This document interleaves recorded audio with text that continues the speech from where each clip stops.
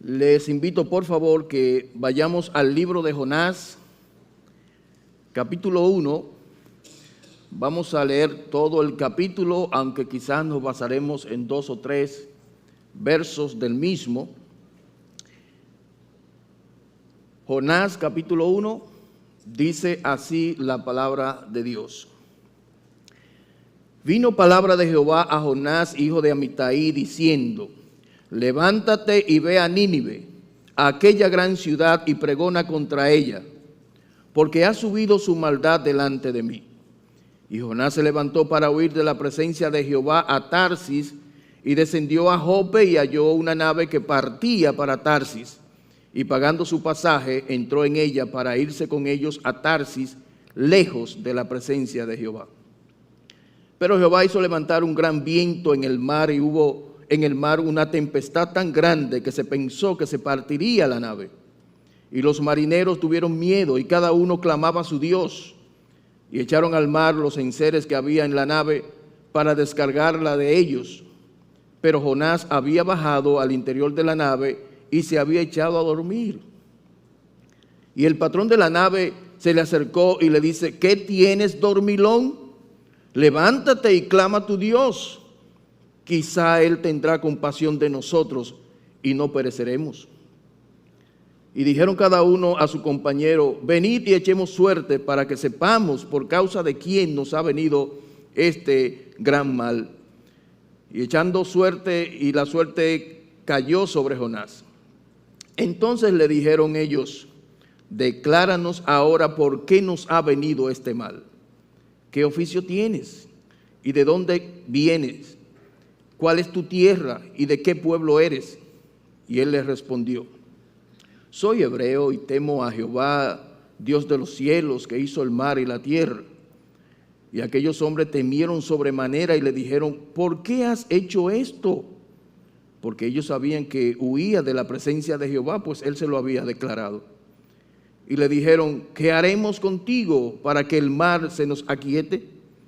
Porque el mar se iba embraveciendo más y más. Él les respondió: tomadme y echadme al mar, y el mar se os aquietará. Porque yo sé que por mi causa ha venido este gran mal, esta gran tempestad sobre vosotros. Y aquellos hombres trabajaron para hacer volver la nave a tierra, mas no pudieron, porque el mar se iba embraveciendo más y más contra ellos. Entonces clamaron a Jehová diciendo: te rogamos ahora, Jehová, que no perezcamos nosotros por la vida de este hombre, ni ponga sobre nosotros la sangre inocente, porque tú, Jehová, has hecho como has querido.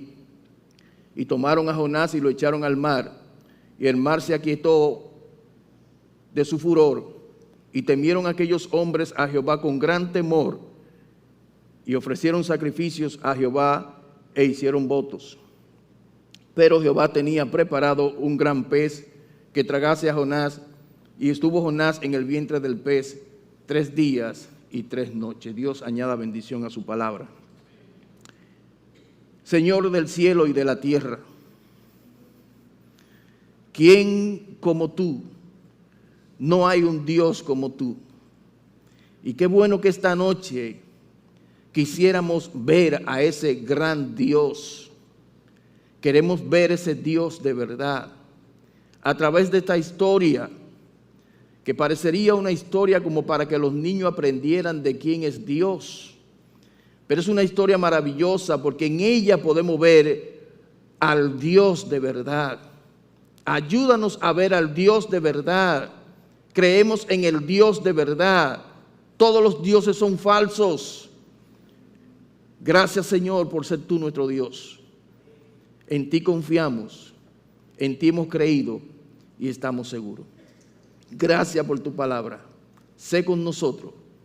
Prepara nuestros corazones y nuestras mentes para aprender y salir de aquí sabido de quién eres tú y cómo debemos confiar en ti.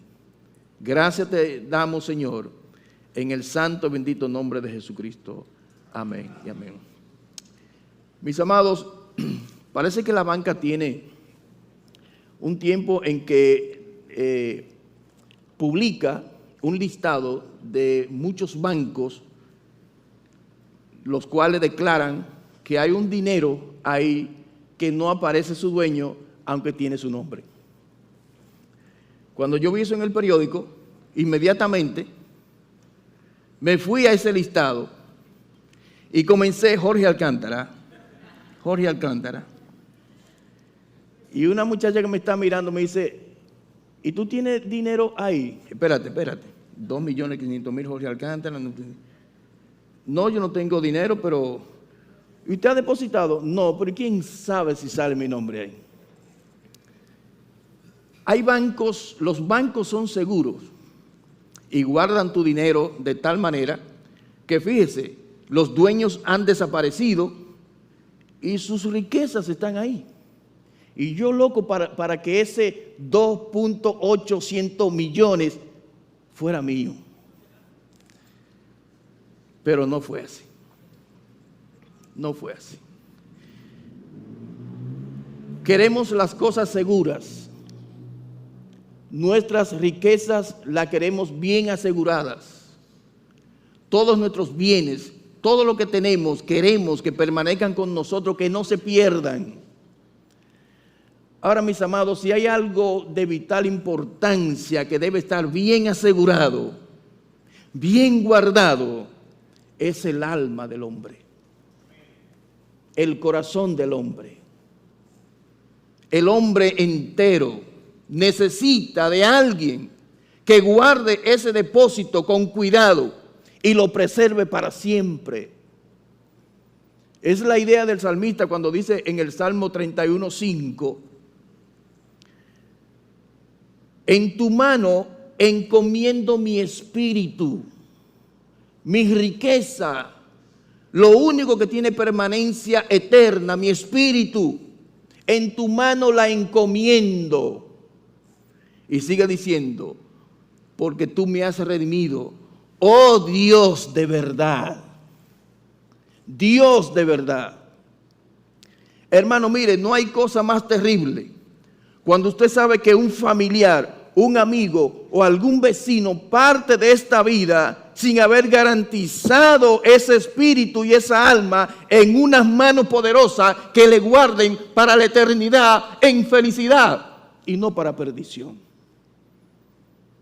Nosotros confiamos en ese Dios. El único Dios verdadero es el Dios de la Biblia. El Dios que nos ha salvado porque ha enviado a su Hijo para salvarnos, para rescatarnos de nuestras tinieblas y nuestros rumbos de perdición. Verdaderamente, dijo aquel centurión, este era Dios.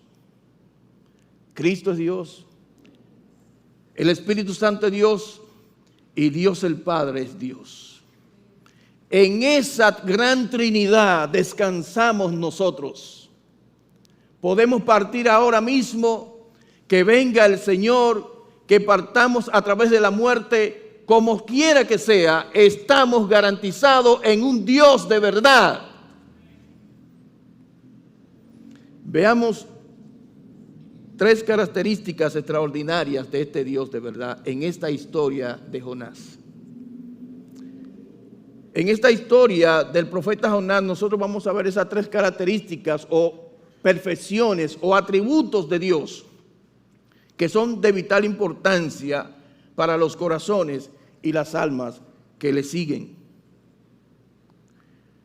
En primer lugar, el Dios nuestro, el Dios al cual hemos creído, el Dios de las Escrituras, el Dios que es el Padre de Jesucristo, el Creador del cielo y de la tierra, en esta historia vemos que es un Dios de verdad, es un Dios omnipresente, de vital importancia. Dios es omnipresente.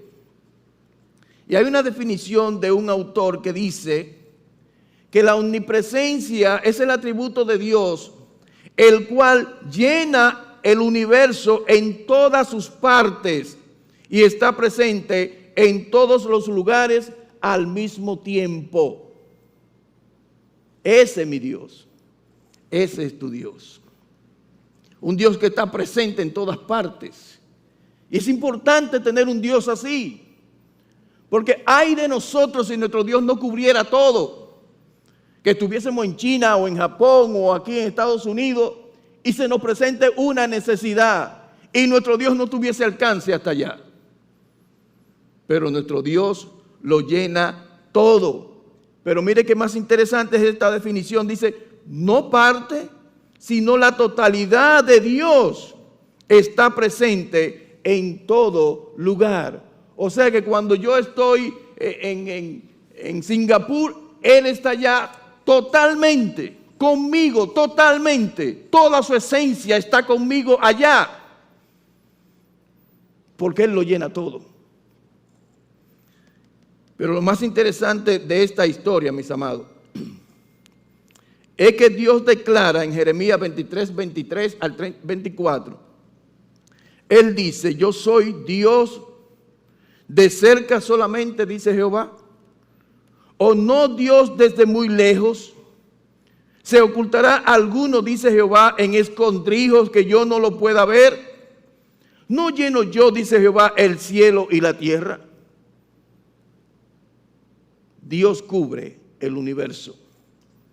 Dios cubre la tierra, el mar y todo lo que existe está lleno de Dios.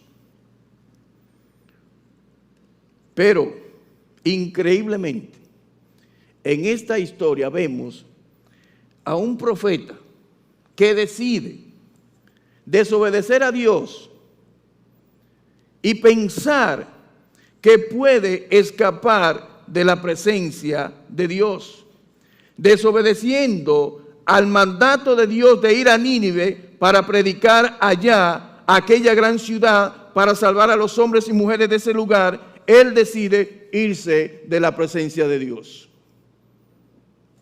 Y yo me pregunto, ¿será que Jonás no sabía esto? De que Dios es omnipresente, que este es el único Dios verdadero que tiene omnipresencia. Porque dice el versículo 3 que Jonás se levantó para huir de la presencia de Jehová. O sea, usted escuchó la definición de omnipresencia. Jonás se atreve a tomar la determinación de salir de ese lugar de la encomienda y marcharse a un lugar bien lejano. ¿No dice el profeta, acaso soy yo Dios de cerca solamente?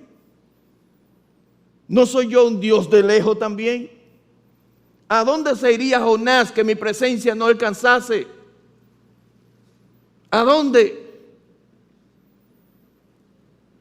Dice el versículo 4. Que en el mar se armó una gran tormenta. La presencia de Dios ahí. Jonás quizá pensaba que Jehová estaba lejos. Sin embargo, fue sorprendido por la presencia de Dios en alta mar. Porque Dios estaba ahí. Pero mi hermano, mire, esta historia no solamente nos enseña que Jonás fue desobediente y que no tomó en cuenta la omnipresencia de Dios. Muchos de nosotros creyentes también ignoramos esa omnipresencia de Dios. Muchas veces la ignoramos. ¿En qué sentido? En que Dios nos da ciertas encomiendas y nosotros determinamos desobedecer, no hacerla, o tratar de ocultarnos de ese compromiso y pensar que Dios no está mirando eso.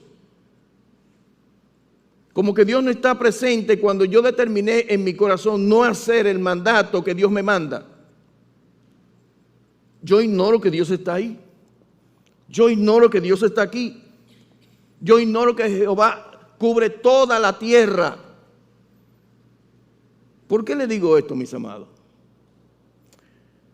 Porque en la Biblia nosotros encontramos que hay mandamientos que Dios le da a su pueblo, a su iglesia. Por ejemplo, la predicación del Evangelio. Dios nos manda a predicar a todos.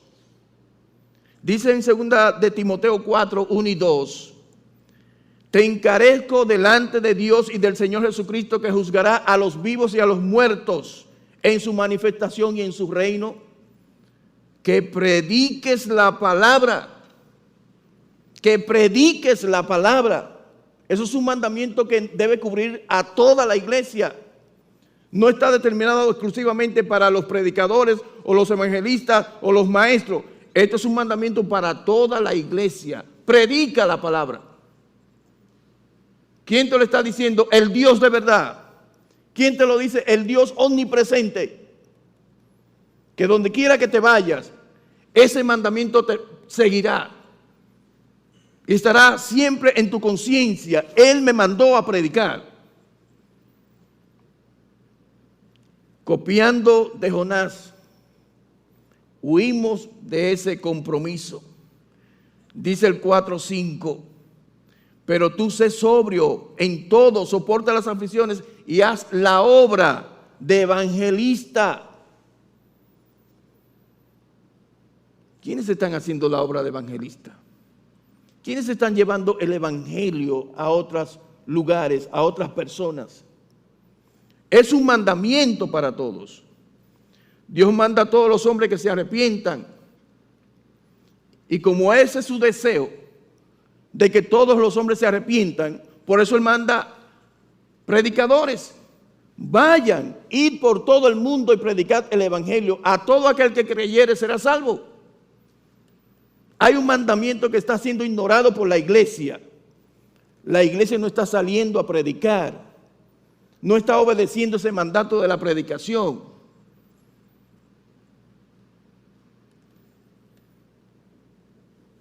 Pero Dios, habiendo pasado por alto los tiempos de esta ignorancia, ahora manda a todos los hombres en todo lugar que se arrepientan. ¿Y cómo Dios hace eso? A través de su pueblo. A través de su iglesia, que es su cuerpo. La cabeza manda y el cuerpo obedece. Es muy difícil que mi mente piense que mueve ese brazo y que no se mueva. Tengo que tener un problema de circulación o no sé, para que ese brazo no se mueva cuando la cabeza diga que se mueva. Sin embargo, la cabeza, que es Cristo, ordena a su iglesia y la iglesia no obedece. Los hombres de Dios no obedecen. ¿Cómo Dios va a lograr eso? Porque dice en Romanos 10, todo aquel que invocar el nombre del Señor será salvo. Pero, ¿cómo invocarán a aquel en el cual no han oído? El deseo de Dios es que todos invoquen su nombre. Y para Dios lograr eso, envía a su pueblo a predicar. Porque, ¿cómo van a clamar si no escuchan?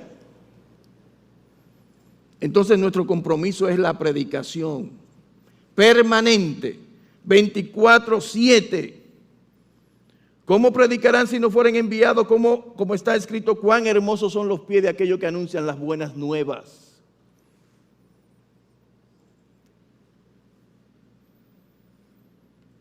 Una pregunta.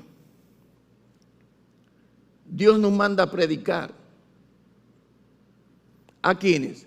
A los que están en la iglesia, a los hermanos de la iglesia, el cuerpo de Cristo que es la iglesia. Y eso es tan cierto que Dios nos manda a predicar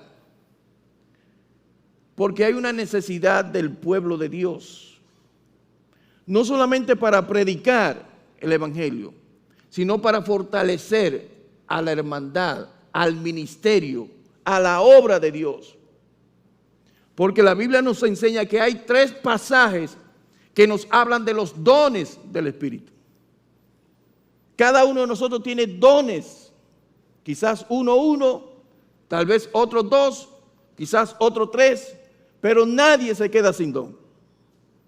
El día que usted vino al Señor, le fue otorgado una capacidad para obrar dentro del ministerio de Dios, dentro del reino de Dios.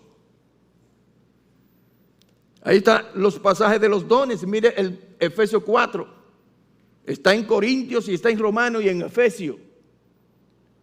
Si Él lo declara 3 veces es porque es necesario tomar en cuenta el asunto de los dones, de los talentos, de las capacidades. Dios lo repite 3 veces. Y Él mismo constituyó a unos apóstoles, a otros profetas, a otros evangelistas, a otros maestros. ¿Con cuál propósito? Para perfeccionar a los santos, para la obra del ministerio, para la edificación del cuerpo de Cristo. ¿Estamos obedeciendo en ese sentido? ¿Siente tú, hermano, que está poniendo en práctica el don que Dios te ha dado? ¿Te sientes edificando la iglesia de Dios, el cuerpo de Cristo? ¿Podría Dios hacer un checklist del talento que tú tienes porque cada día lo pones en práctica y estás edificando el cuerpo de Dios? Estamos desobedeciendo como Jonás. Estamos ignorando que Dios está ahí cuando nos ve que no ponemos en práctica el don que nos ha entregado. Dios está ahí, mirando que ese don se enmohece, que ese don se pudre ahí.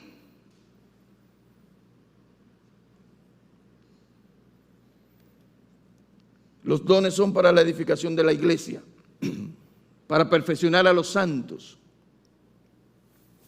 Pero en ese sentido, muchos de nosotros estamos desobedeciendo también. La mies es mucha y los obreros son pocos. ¿Por qué son pocos? Cuando son muchos los siervos de Dios, porque no toman en determinación que hay un don en ti que tú tienes que poner en práctica. Y nos escudamos muchas veces en el sentido de que yo no sé cuál es mi don. No sé cuál es la capacidad que Dios me ha dado para la iglesia. ¿Y cómo tú lo vas a descubrir si no lo pones en funcionamiento? El don se descubre en la acción. Dios usa al hombre en movimiento. El hombre de Dios que no se mueve para hacer las cosas en la iglesia, nunca va a descubrir cuál es su don, cuál es su talento, cuál es su capacidad. Pero cuando tú estás accionando en ese trabajo, tú te vas a dar cuenta en qué parte tú eres más activo, más capacitado para obrar. Y vas a descubrir cuál es tu don. Pero tienes que accionar. Tienes que accionar. Tienes que meterte en todos los ministerios que hay en la iglesia. Y tienes que botar ese miedo. ¿Miedo a quién? Cuando usted está hablando la palabra de Dios, usted está hablando la palabra de Dios con autoridad. ¿Miedo a quién? Tenemos miedo de hablar el evangelio. Sin embargo, somos muy inteligentes y capaces con nuestros negocios. Y hablamos con quien sea para presentar nuestro servicio de mi negocio. Pero nos da miedo hablar de Cristo. ¿Pero miedo a quién?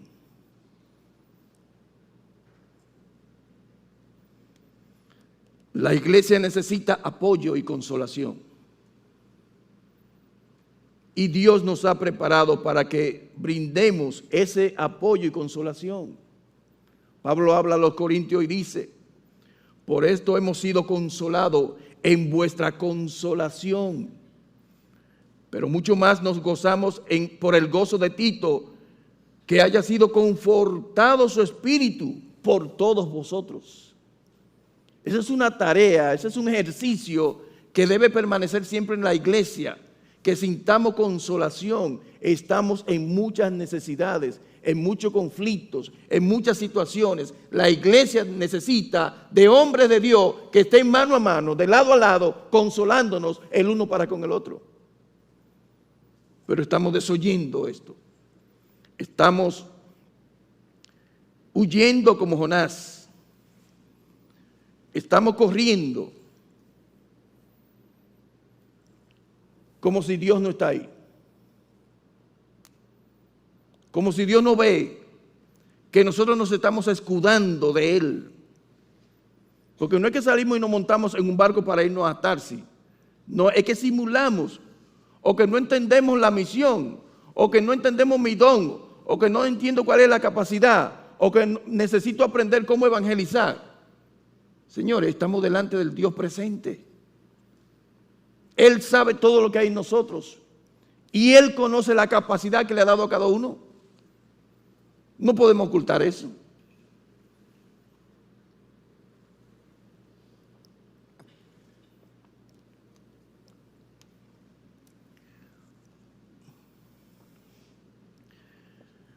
Dios quiere que todos los hombres se salven.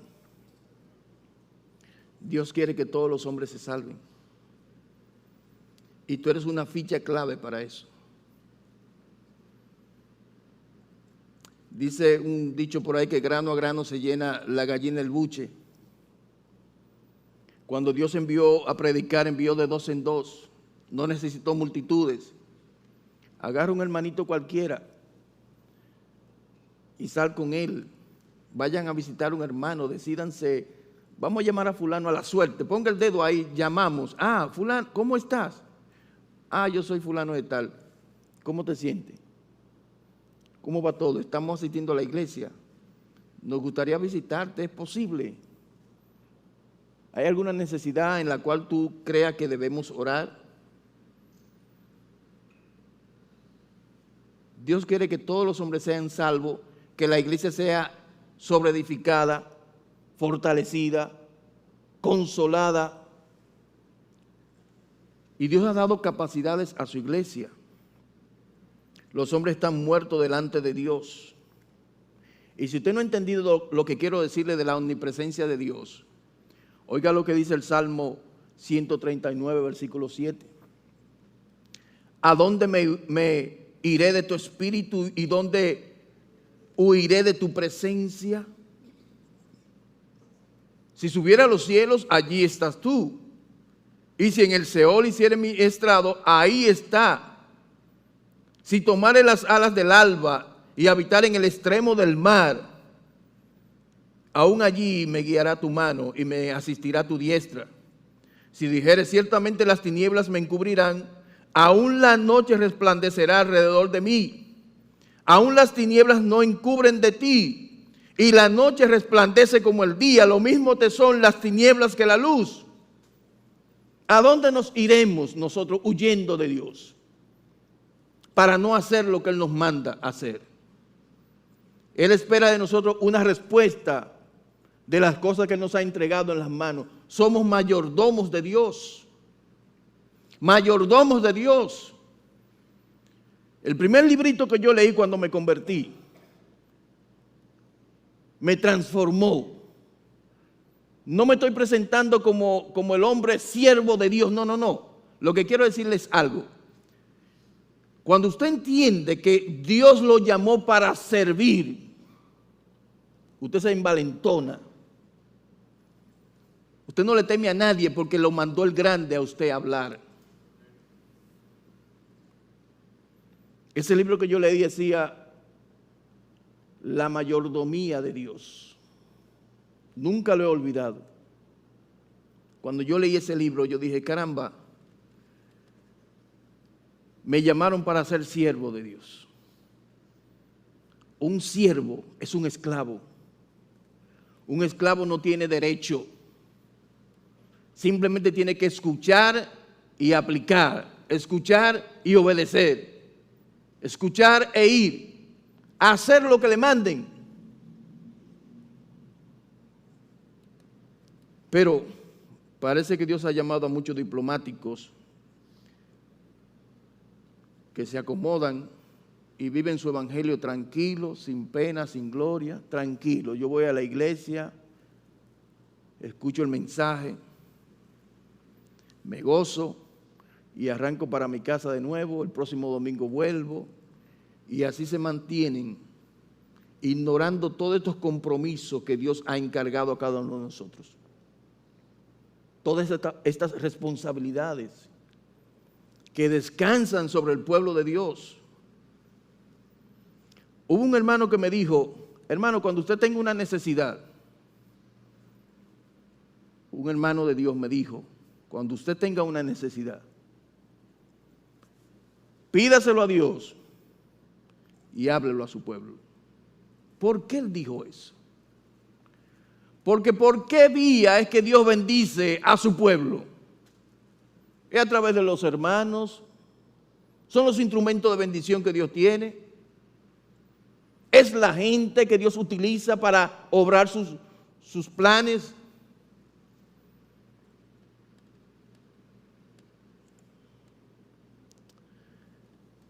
Bueno, me alargué mucho en este punto, pero era necesario. En este libro de Jonás también vemos a este Dios verdadero y lo comparamos con esos dioses de esos marineros que iban en ese barco. En el versículo 5 dice Jonás capítulo 1, y los marineros tuvieron miedo y cada uno clamaba a su Dios. ¿Cuántos marineros habían ahí? Yo no sé. Pero todos los que estaban ahí, todos esos tripulantes, tenían sus dioses. Tenían sus dioses que ellos creían que le protegían, que le guardaban. Y cuando vieron una situación difícil, que sus almas, sus vidas peligraban, clamaron a sus dioses. Todos clamaron a sus dioses. Pero se llenaron de temor, de miedo. Y tratando de salvar la nave, echaron todos los enseres hacia afuera para equilibrar la nave. Y cuando se vieron al descubierto que estos dioses no han respondido y la situación sigue igual, ahí se desengañaron y se dieron cuenta que esos dioses a quienes ellos claman no tienen poder. No tienen poder. Los dioses no tienen poder. Por eso es que quise hablar de este Dios de verdad, porque es un Dios todopoderoso. No como los demás dioses que son dioses falsos e impotentes. Falsos e impotentes. Obras de mano. Y estos hombres reconocen que con sus dioses están desalmados. No hay quien auxilie, no hay quien nos alcance para salvarnos de esta situación. Y se topan con Jonás. Y Jonás le declara a ellos el Dios al cual él está huyendo.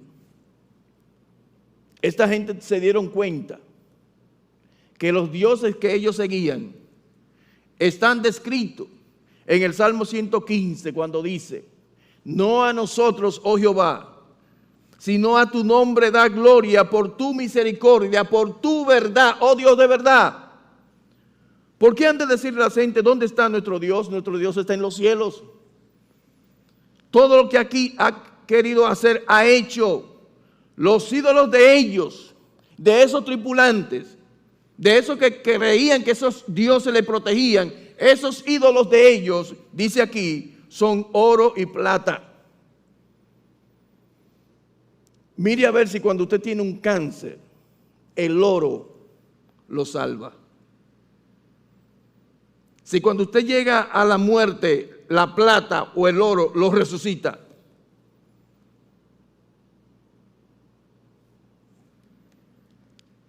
Son oro y plata, obra de manos de hombre, tienen boca, mas no ven, no hablan, tienen ojos, mas no ven, tienen pie, no caminan, tienen brazos, mas no palpan, orejas tienen, pero no oyen.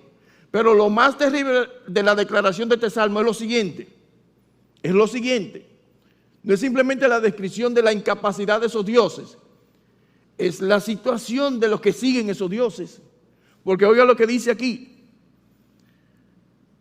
Y semejantes a ellos, a esos dioses, son los que lo hacen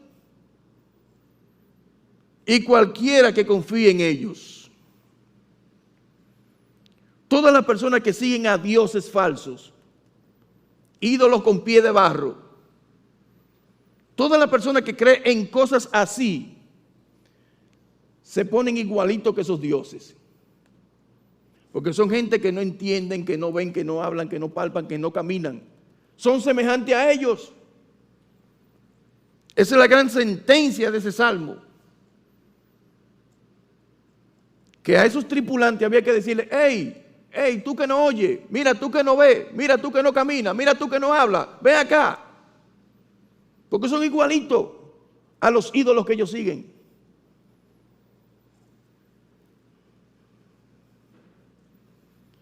Pero qué bonito cuando hay un cambio de operación.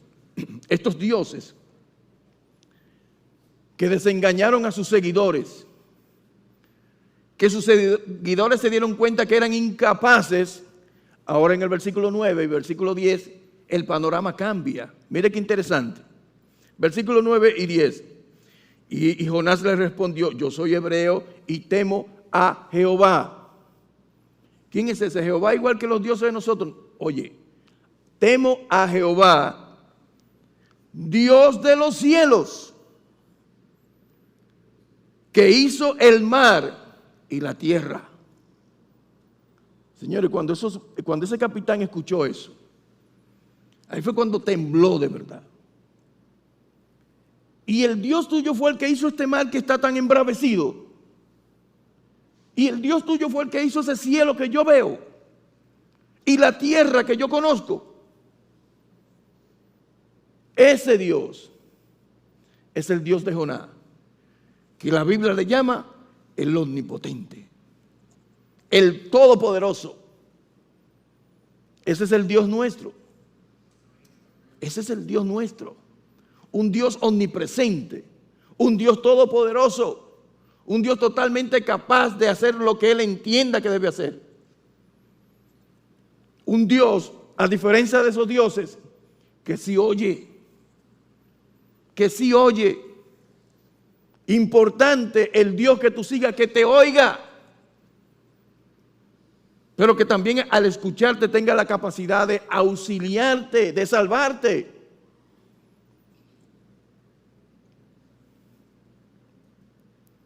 Proverbio 3, 19 al 20 dice: con Jehová con sabiduría fundó la tierra, el mar y todo lo que hay. Es un Dios inteligente, omnipresente, omnipotente, inteligente. Todo lo hizo a la mil perfección, con inteligencia maravillosa. Mire, hay un autor, Timothy Keller, que en uno de sus devocionales yo encontré este párrafo muy interesante. Dice: hay un orden físico, social, moral y espiritual que está incorporado a la estructura de la creación.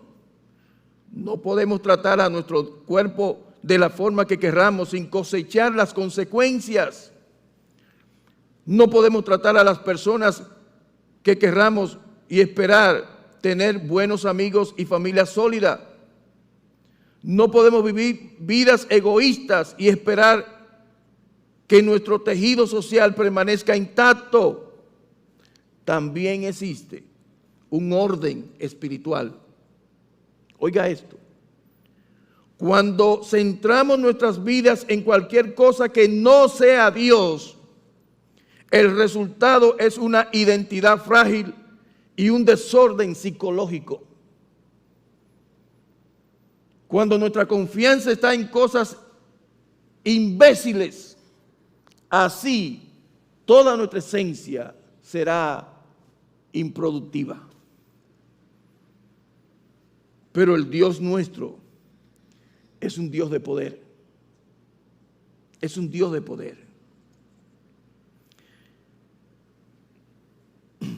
Dice Jeremías 51, es el que hizo la tierra con su poder, el que afirmó el mundo con su sabiduría y extendió los cielos con su inteligencia. A su voz se producen tumultos de aguas en los cielos y hace subir las nubes de lo último de la tierra. Él hace relámpago con la lluvia y saca el viento de sus depósitos. Todo hombre se ha infatuado y no tiene ciencia, se avergüenza todo artífice de su escultura, porque mentira es su ídolo, no tienen espíritu. Vanidad son, obra digna de burla. En el tiempo del castigo perecerán. No es como ellos la porción de Jacob, porque él es el formador de todo, e Israel es el cetro de su herencia. Jehová de los ejércitos es su nombre.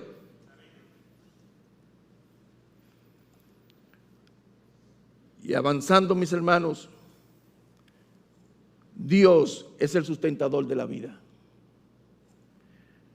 Lo vemos rápidamente en el versículo 17 que dice: pero Jehová tenía preparado un gran pez que tragase a Jonás, y estuvo Jonás en el vientre del pez 3 días y 3 noches.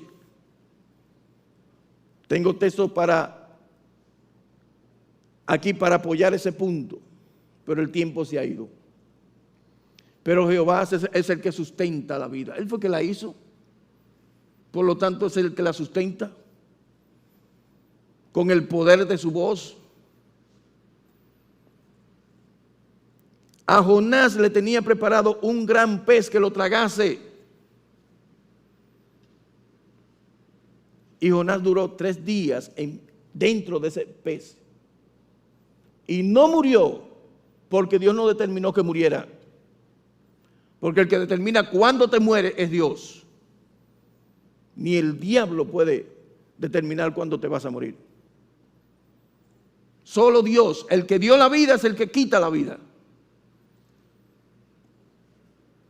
Y ahí está Jonás.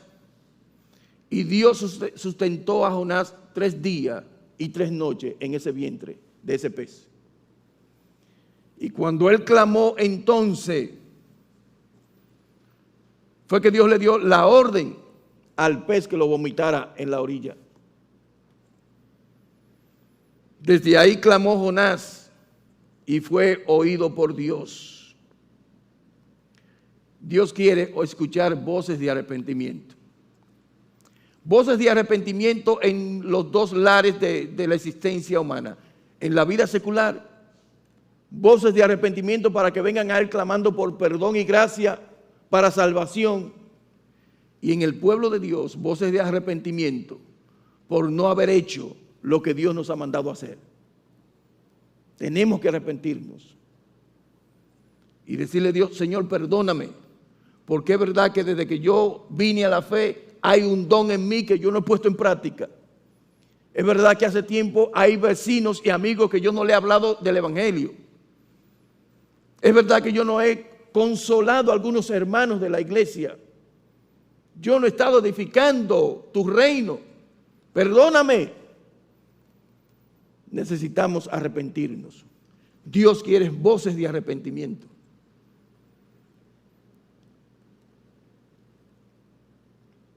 Concluyo ahí, mis amados, para no abrumarle más la vida, la existencia. Pero recuerde esto: nosotros, el Dios de nosotros es un Dios de verdad. El Dios de nosotros es un Dios omnipresente, es un Dios omnipotente, es el Dios que conserva la vida y es un Dios que desea que nosotros asumamos una actitud humilde delante de Él, reconociendo cuando pecamos y ayudándole que nos ayude y rogándole que nos ayude a obedecer su palabra y lograr la misión para la cual Él nos ha enviado. Así que, mis amados, ojalá esto nos haya servido como una advertencia o una alerta o unas palabras de consolación. Yo no sé, recíbalo como usted quiera. Pero esta noche yo le hablé del Dios de verdad. El Dios tuyo y el Dios mío es un Dios de verdad. Padre, tú eres el único Dios verdadero. Y estamos contentos, muy agradecidos de que nuestro depósito descansa en tus manos, en tu poder, en tu omnipresencia, en tu gracia sostenedora, proveedora. Oh Señor, gracias por salvarnos en Cristo Jesús. Ayuda a tu pueblo, ayúdanos a poner en obra las herramientas que tú nos has entregado para expandir, para ensanchar tu reino aquí en la tierra hasta aquel día en que tú vengas. Gracias te damos, Señor, por tu presencia, por tu cuidado, por tu protección. Te damos las gracias en el santo nombre del Señor Jesucristo.